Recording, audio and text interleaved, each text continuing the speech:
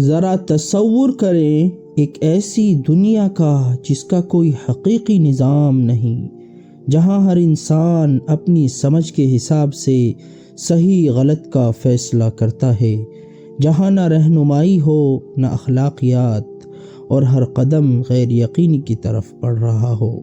ایسی دنیا میں چوری کی یا خون کی کوئی سزا نہ ہوگی، کیونکہ چوری کرنے والے اور خونی تصور میں یہ گناہ ہی نہ ہوگا، اس کو کوئی پکڑنے والا پوچھنے والا نہیں ہوگا۔ ایسی دنیا آخر کب تک چل سکے گی؟ خیر، اللہ کا فضل ہے کہ اس نے وقت بوقت دنیا کو رہنمائی سے نوازا۔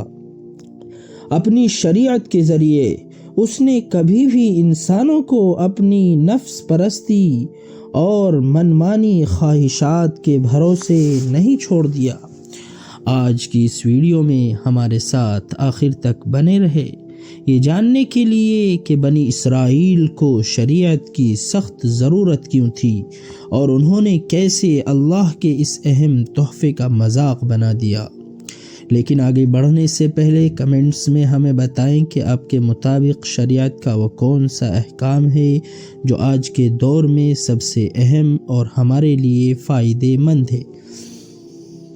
بنی اسرائیل حیوانی زندگی سے نکل کر انسانی زندگی میں آ گئے اور خشکی میں شریف اور آزاد لوگوں کی طرح رہنا شروع کر دیا۔ وہاں انہیں اللہ کی شریعت اور قانون کی ضرورت محسوس ہوئی جو ان کے درمیان فیصلہ کرے اور ان کے لیے راستے کو روشن کرے۔ ذرا تصور کریں، ایک قوم جو صدیوں تک غلامی کی زنجیروں میں جکڑی ہوئی تھی، اچانک آزاد ہو جاتی ہے، لیکن آزادی کے ساتھ ذمہ داری بھی تو آتی ہے، اور ان کے لیے یہ ضروری تھا کہ وہ ایک ایسی روشنی حاصل کریں جو ان کی رہنمائی کرے۔ بے شک انسان بحیثیت انسان اللہ کی شریعت کے بغیر نہیں رہ سکتا اور اپنے رب کی طرف سے نور کی رہنمائی کے بغیر نہیں رہ سکتا۔ تمام جہاں تاریک در تاریک ہے، جس کے پاس اپنے رب کی طرف سے نور ہو وہی اسے روشن کر سکتا ہے، اور یہ نور انبیاء علیہم السلام کا نور ہے، جس سے لوگ ہدایت پاتے ہیں، اور جس نے نور سے ہدایت نہ پائی وہ گمراہ ہو گیا۔ وہ تامک ٹوئیاں مارتا ہے اور صحیح راستہ سمجھ نہیں پاتا۔ کیا آپ نے ان لوگوں کو دیکھا جو انبیاء علیہم السلام کی پیروی نہیں کرتے؟ وہ حقوق کو کیسے ہضم کرتے ہیں، حدود سے کیسے آگے بڑھتے ہیں، اور خواہش نفس کی کیسے پیروی کرتے ہیں۔ وہاں حکومت اور سیاست ظلم و زیادتی اور لوگوں کے مال، حقوق اور خون تباہ اور برباد کرنے کا نام ہے۔ کیا آپ نے ایسے بادشاہوں اور حکمرانوں کو نہیں دیکھا جو اللہ سے نہیں ڈرتے اور نہ شریعت پر عمل کرتے ہیں؟ وہ امانتوں میں کیسے خیانت کرتے ہیں، اللہ کے مال کے ساتھ کیسے کھیلتے ہیں، اور لوگوں کے حقوق اور خون کے ساتھ کیسے کھیلتے ہیں۔ وہ لوگوں کو غلام بنا لیتے ہیں اور انہیں جماعت جماعت میں تقسیم کر دیتے ہیں، ان کے مردوں کو قتل کرتے ہیں اور ان کی عورتوں کو زندہ چھوڑ دیتے ہیں۔ کیا تمہیں معلوم ہے کہ پہلی اور دوسری جنگ عظیم میں کتنے انسان قتل ہوئے؟ آج کے دور میں بھی ہمیں یہی صورتحال نظر آتی ہے۔ خیالات کی دنیا میں انسان حیران و پریشان بھٹک رہا ہے، اور اس بھٹکنے کا نتیجہ ایک نہ ایک دن ختم ہونے والی بے چینی اور گمراہی ہے۔ انبیاء علیہم السلام کی رہنمائی، نبی لوگوں کو تعلیم دیتے ہیں کہ اللہ کی عبادت کیسے کریں، اور اسی طرح انہیں سکھاتے ہیں کہ ایک دوسرے کے ساتھ معاملہ کیسے کریں۔ سبھی لوگوں کو دین کے آداب کے ساتھ زندگی کے آداب بھی سکھاتے ہیں، انہیں کھانے پینے، سونے اور مجلس کے ہر چیز کے آداب سکھاتے ہیں۔ لوگ چھوٹے بچوں کی طرح ہیں، جیسے چھوٹے بچوں کو والدین کی تربیت کی ضرورت ہوتی ہے، ویسے ہی بڑوں کو انبیاء علیہم السلام کی تربیت کی ضرورت ہوتی ہے۔ جن لوگوں نے انبیاء علیہم السلام سے آداب نہیں سیکھے اور نہ نبوی تربیت حاصل کی، وہ جنگل کے درختوں کی طرح ہے، ٹیڑھ بھی ہے، کاٹے بھی اور فساد و بگاڑ بھی۔ بنی اسرائیل اس معاملے میں کتنے خوش نصیب تھے کہ موسیٰ علیہ السلام جو اللہ سے ہم کلام ہوتے ان کے درمیان موجود تھے، ان کے ہر مسئلے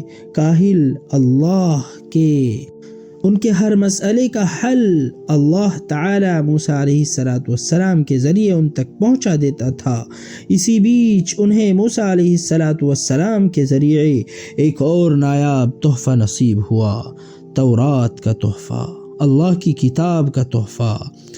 تورات ایک الہی تحفہ ہے۔ اللہ نے ارادہ کیا کہ بنی اسرائیل پہلی امتوں کی طرح اللہ کی ہدایت اور کتاب کے بغیر تباہ نہ ہو اور سابقہ امتوں کی طرح تامکٹوئیاں نہ ماریں۔ تصور کریں، ایک عظیم نبی موسیٰ علیہ السلام اپنے رب کے سامنے کھڑے ہیں، اپنی قوم کے لیے دعا کر رہے ہیں اور ان کے لیے کتاب طلب کر رہے ہیں جو ان کی رہنمائی کرے۔ کیا منظر ہوگا وہ! اللہ نے موسیٰ علیہ السلام کو پاکیزگی اور 30 دن کے روزوں کا حکم دیا، پھر کوہ طور پر آنے کا، حتیٰ کہ ان سے ان کا رب کلام کرے اور وہ کتاب حاصل کریں جو ان کے لیے امام ہو۔ موسیٰ علیہ السلام نے اپنی قوم کے 70 آدمیوں کا انتخاب کیا جو اس پر گواہ ہوں، اس لیے کہ بنی اسرائیل انکاری قوم تھے۔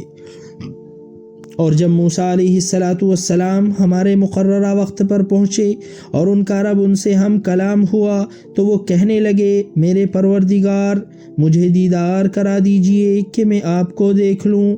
فرمایا، تم مجھے ہرگز نہیں دیکھ سکو گے، البتہ پہاڑ کی طرف نظر اٹھاؤ، اس کے بعد اگر وہ اپنی جگہ برقرار رہا تو تم مجھے دیکھ لو گے۔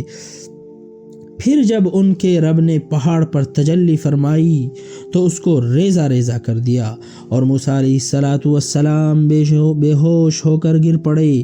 بعد میں جب انہیں ہوش آیا تو انہوں نے کہا، پاک ہے آپ کی ذات، میں آپ کے حضور توبہ کرتا ہوں اور آپ کی اس بات پر کہ دنیا میں کوئی آپ کو نہیں دیکھ سکتا میں سب سے پہلے ایمان لاتا ہوں۔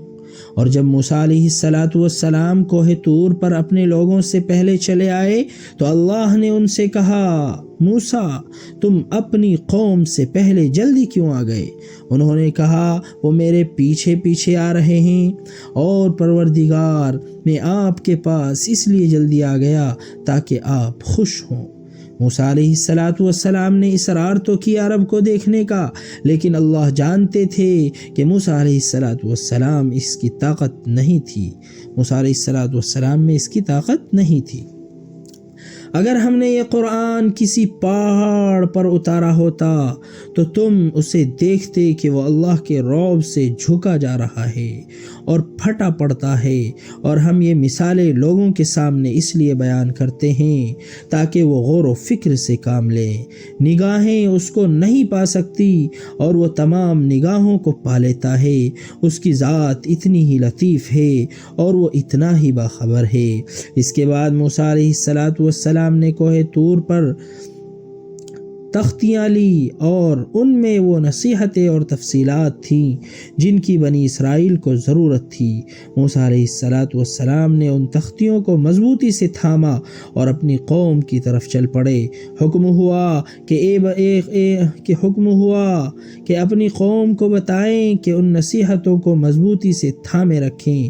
اور جب موسیٰ علیہ السلام اپنی قوم کے ان 70 آدمیوں کے پاس پہنچے اور انہیں اس قیمتی انعام کی اطلاع دی تو خوش ہونے کے بجائے وہ عجیب جسارت اور بے باکی سے کہنے لگے، ہم اس وقت تک ہرگز تمہارا یقین نہیں کریں گے جب تک ہم اللہ کو خود کھلی آنکھوں سے نہ دیکھ لیں۔ اللہ کو ان کی اس حرکت اور جسارت پر غصہ آیا اور ایک سخت کڑک نے انہیں آ لیا۔ جب کہ وہ دیکھ رہے تھے، انہیں سمجھ آ گئی تھی کہ جب وہ اس مخلوقی کڑک کو برداشت نہیں کر سکتے تو اللہ کے نور کا تحمل کیسے کر سکتے ہیں؟ تو موسیٰ علیہ السلام نے اپنے رب کو پکارا، میرے پروردگار، اگر آپ چاہتے تو ان کو اور خود مجھ کو بھی پہلے ہی ہلاک کر دیتے، کیا ہم میں سے کچھ بیوقوفوں کی حرکت کی وجہ سے آپ ہم سب کو ہلاک کر دیں گے؟ موسیٰ علیہ السلام نے اپنی قوم کے لیے اللہ سے دعا کی اور اللہ نے ان کی دعا قبول کی، انہیں ان کی موت کے بعد دوبارہ اٹھایا تاکہ وہ شکر کریں۔ پر کیا یہ قوم واقعی شکر گزاروں میں سے تھی؟ ان کی تفصیلات اگلی ویڈیو میں انشاءاللہ۔ یہ کہانی ماضی تک محدود نہیں بلکہ آج بھی ہمارے لیے روشنی کا ایک مینار ہے۔ یہ ہمیں یاد دلاتی ہے کہ اللہ کی شریعت اور انبیاء علیہ السلام کی رہنمائی کے بغیر انسان صرف گمراہی میں ہی بھٹکتا ہے۔ اگر یہ پیغام آپ کو پسند آیا ہو تو ہمارے چینل کو لائک، شیئر اور سبسکرائب کریں تاکہ مزید ایسی باتیں آپ تک پہنچتی رہیں۔ اگلی بار تک السلام علیکم ورحمۃ اللہ وبرکاتہ۔